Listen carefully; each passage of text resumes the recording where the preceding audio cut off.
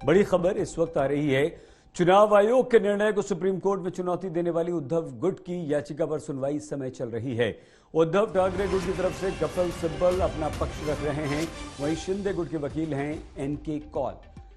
शिंदे गुट के वकील कौल ने कहा कि विरोध लोकतंत्र का सार है और इस समय ये सुनवाई चल रही है। चुनाव आयोग ने शिवसेना के सिंबल को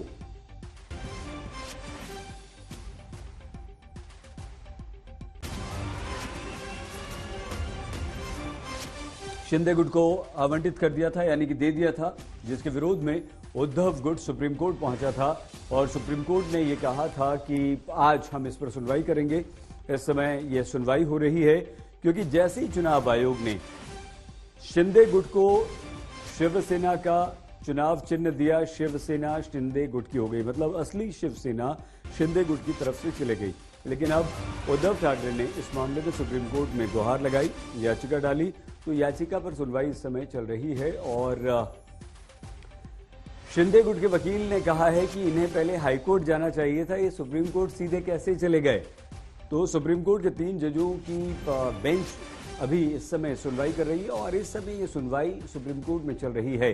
लेकिन अब मामला ये भी आ गया कि क्या सुप्रीम कोर्ट इस मामले को हाईकोर्ट भेज देगा कि आप हाईकोर्ट जाइए, और क्या ऐसा हो सकता है। अब देखना ये होगा कि अदालत जो भी निर्णय लेती है उसका पालन दोनों पक्षों को करना होगा। लेकिन उद्धव ठाकरे गुट की ये याचिका है और जिसमें यह कहा गया है कि जिस तरह से चुनाव चिन्ह शिवसेना का शिंदे गुट को दिया गया वो गलत है, वो हमें मिलना चाहिए था और इसलिए उच्चतम न्यायालय का दरवाजा खटखटाया है उद्धव गुट ने। बहुत बड़ा झटका उद्धव गुट को लगा था महाराष्ट्र में, क्योंकि शिवसेना का चुनाव चिन्ह छिन गया था और उसके बाद महाराष्ट्र विधानसभा में जो शिवसेना का ऑफिस था उस पर भी शिंदे गुट ने कब्जा कर लिया था। आइए सीधे हम आपको उच्चतम न्यायालय सुप्रीम कोर्ट लिए चलते हैं। संजय शर्मा हमारी संवाददाता हमारे साथ मौजूद है। संजय, क्या चल रहा है इस समय अभी अंदर, क्या खबर मिल पाई है आपको? अभी अंदर सुनवाई चल रही है जिसमें चीफ जस्टिस उस बेंच की अगुवाई कर रहे हैं और इसमें जस्टिस पीएस नरसिम्हा और जस्टिस जेबी पारदीवाला, ये 3 जजों की बेंच सुनवाई कर रही है और बेंच ने ये साफ कर दिया है कि वो इस मामले की सुनवाई करेंगे। जो एसएलपी लेकर आए हैं उस एसएलपी की सुनवाई करेंगे जिसमें निर्वाचन आयोग के आदेश को चुनौती दी गई है, जिस आदेश में शिंदे गुट को शिवसेना की कमान यानी नाम और निशान सौंप दिया गया है, उसे चुनौती देते हुए जो याचिका दाखिल की गई है, चीफ जस्टिस ने कहा है कि वो इस मामले में नोटिस करेंगे, दूसरे पक्षकारों से जवाब मांगेंगे और इस मामले की सुनवाई आगे बढ़ेगी। फिलहाल अभी कपिल सिब्बल ने ये कहा है कि वो इस मामले में एक अंतरिम रिलीफ चाहते हैं। रिलीफ ये कि निर्वाचन आयोग के आदेश को स्टे कर दिया जाए और फिलहाल हमारी संवाददाता जो अंदर से जानकारी दे रही हैं और उनका ये कहना है कि अभी इस पर दोनों पक्ष बहस कर रहे हैं। नीरज किशन कौल जो शिंदे गुट के वकील हैं, उन्होंने साफ कहा बहस शुरू करते हुए कि वो यहाँ क्यों आए हैं, उन्हें हाई कोर्ट जाना चाहिए। पहले भी इस मामले को लेकर जब ये मामला निर्वाचन आयोग में गया था तो उद्धव ठाकरे ग्रुप 2 बार दिल्ली हाई कोर्ट का रुख कर चुका है, ऐसे में उन्हें हाई कोर्ट जाना चाहिए। इस पर इनकी तरफ से कपिल सिब्बल ने कहा कि जो आदेश में जिन मुद्दों को उठाया गया है, जिनको आधार बनाया गया है, वो वहां के संसद के अंदर की चीजों को आधार बनाया गया, जिसमें संसद के यहाँ विधानसभा के अंदर मेजोरिटी की बात को, या विधानमंडल में किसके पास मेजोरिटी है उसको किया गया है। तो ऐसे में क्या किसी दूसरे राज्य के विधानमंडल की मेजोरिटी को लेकर किसी दूसरे जगह की हाई कोर्ट उस पर सुनवाई नहीं कर सकती, लिहाजा उन्हें सुप्रीम कोर्ट का रुख करना पड़ा है। और नीरज किशन कौल की तरफ से भी यही कहा गया है कि ये सिर्फ विधानमंडल को आधार नहीं बनाया गया है, इसके साथ ही ये भी कहा गया कितने विधायक किसके पक्ष में हैं, कितने जो पार्टी की इकाइयां हैं उसमें बहुमत किसका है, जो वोट मिले हैं विधानसभा में लोकसभा में उसमें किस पक्ष के लोगों को ज्यादा वोट मिले हैं, किनके विधायकों को कितने वोट मिले हैं, इन तमाम चीजों को आधार बनाया गया है। लिहाजा कोई जरूरी नहीं है कि यहाँ सुप्रीम कोर्ट में सुनवाई हो, लेकिन सुप्रीम कोर्ट में चीफ जस्टिस ने साफ कर दिया है कि वो इस मामले में सुनवाई आगे बढ़ाएंगे और ये कहा है कि अभी शिंदे गुट की ओर से कोर्ट को भरोसा दिलाया गया कि अभी अयोग्यता को लेकर कोई कार्रवाई नहीं की जाएगी। यानी विधानसभा उपाध्यक्ष को लेकर, उस समय के तत्कालीन विधानसभा उपाध्यक्ष को लेकर जो कार्रवाई चल रही थी वो कार्रवाई नहीं होगी। और सुप्रीम कोर्ट ने भी ये साफ कर दिया है कि वो इस मामले में नोटिस करेगा और नोटिस करके बाकी पक्षकारों से जवाब मांगेगा और याचिका को बिल्कुल जैसे कायदे से सुना जाता है उस तरह से उसकी सुनवाई आगे बढ़ेगी। बहुत विस्तार से आपने जानकारी दे दी संजय सारी। सही। लेकिन आपको लगता है कि ये मामला कितना खिंचेगा सुप्रीम कोर्ट में? आप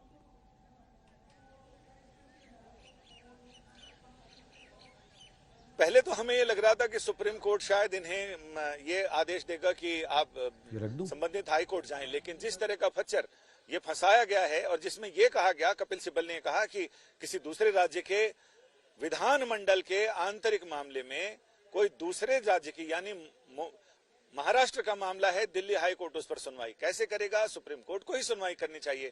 और सुप्रीम कोर्ट ने भी ये कह दिया है कि नोटिस जारी करेगा। तो ऐसे में मुझे तो ये लग रहा है कि अंतरिम राहत अगर सुप्रीम कोर्ट दे तो अलग बात है, नहीं तो ये मामला तो लंबा खींचेगा, क्योंकि इसमें अर्जेंसी को लेकर इन्हें साबित करना पड़ेगा, कोर्ट को ये विश्वास में लेना पड़ेगा, कोर्ट को ये समझाना पड़ेगा कि आखिर इसमें अर्जेंसी की क्या जरूरत है और क्यों जरूरत है, क्या इसको सामान्य ढंग से सुना जा सकता है। क्योंकि इसी मामले में आज सारे दिन महाराष्ट्र के मामले पे ही जो सदन में चल रहा है उसे लेकर संविधान पीठ ने सुनवाई की है। ये चौथा दिन है जिस पर संविधान पीठ सुनवाई कर रही है।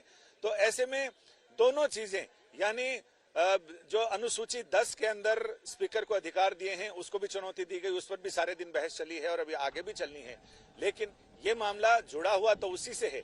बीच में यह भी कहा गया कि उद्धव ठाकरे ग्रुप का जो कहना है उस पर इन्हें भी यानी एकनाथ शिंदे गुट को भी आपत्ति नहीं है कि विधानमंडल पार्टी का विधानमंडल दल या संसद में संसदीय दल उसी राजनीतिक पार्टी का एक हिस्सा होता है, अभिन्न अंग होता है, लिहाजा उसको अलग करके देखना उचित नहीं है। और इसी को आधार बनाकर दोनों गुट अपनी अपनी दलीलें दे रहे हैं। यानी एक को गिलास अगर आधा भरा हुआ है पानी से, एक को गिलास आधा खाली लग रहा है, दूसरे को गिलास आधा भरा हुआ लग रहा है। तो इसी आधार पर दोनों पक्षकार अपनी अपनी दलीलें दे रहे हैं। अब हम इंतजार कर रहे हैं कि सुप्रीम कोर्ट की पीठ इसमें बाकायदा नोटिस जारी करे और नोटिस के साथ ही दोनों पक्षकारों की अगली तारीख कब आती है, मुझे लगता है कम से कम 1 से 2 हफ्ते का वक्त जरूर दिया जाएगा और उसके बाद ही ये होगा इश्यू नोटिस पेंडिंग। हाँ, सुप्रीम कोर्ट ने दोनों पक्षकारों सभी पक्षकारों को नोटिस जारी किया है और नोटिस जारी करके 2 हफ्ते में जवाब मांगा है। वो मैं 1-2 हफ्ते की बात कह ही रहा था। हमारे संवाददाता कनु सारदा ने अंदर से खबर भेजी है कि उन्होंने नोटिस जारी कर दिया है और 2 हफ्ते में जवाब मांगा है, यानी कोई स्टे नहीं दिया है। यानी बड़ी खबर यह है कि एकनाथ शिंदे गुट को बड़ी राहत है। उन्हें जो पार्टी का नाम और निशान यानी शिवसेना असली शिवसेना का असली हकदार उन्हें बताया है और पार्टी का निशान धनुष बाण यानी तीर कमान, उस पर उद्धव गुट ये कहने आया था कि उन्हें अंतरिम राहत दी जाए। अंतरिम राहत का सीधा मतलब ये था कि कोर्ट निर्वाचन आयोग के आदेश पर स्टे लगा दे, लेकिन कोर्ट ने साफ कर दिया है कि वो इस पर स्टे नहीं लगाएगा और 2 हफ्ते बाद सभी पक्षकार अपने अपने जवाब दाखिल करेंगे और उन जवाबों के आधार पर सुनवाई आगे बढ़ेगी। यानी बड़ी खबर आज की ये कि एकनाथ शिंदे गुट को सुप्रीम कोर्ट से बड़ी राहत